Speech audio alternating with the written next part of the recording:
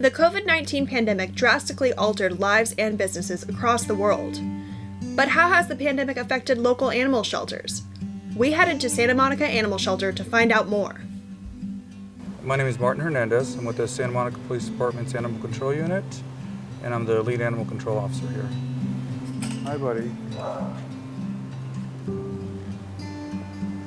I grew up here in Santa Monica and actually started out as a teen volunteer. So I came in here at the age of 14 and volunteered off and on for several years.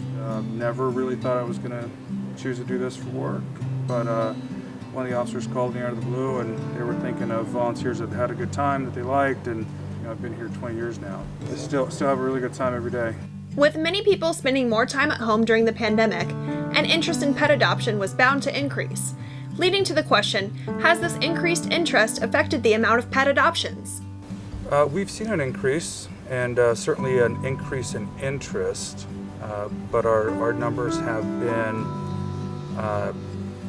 somewhat smaller, so it's hard to say that there's been an increase in adoptions, but certainly an increase in interest.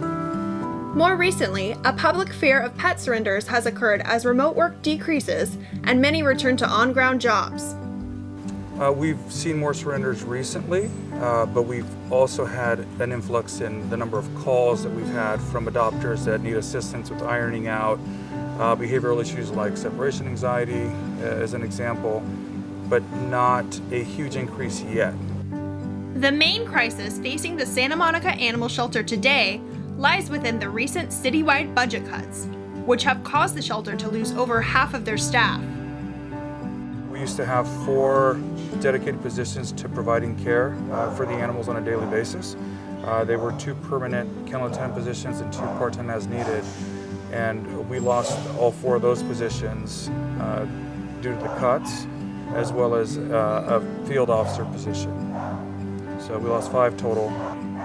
Not having the dedicated staff to care for the animals on a daily basis means that our field officers were now all taking care of the animals and trying to also provide good service out in the field. And that's been the biggest challenge.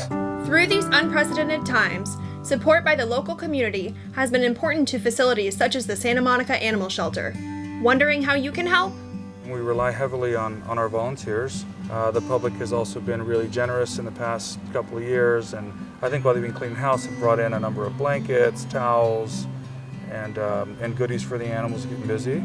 So they can help that way, and of course they can come in and spend some time helping us with the cleanup and socialization.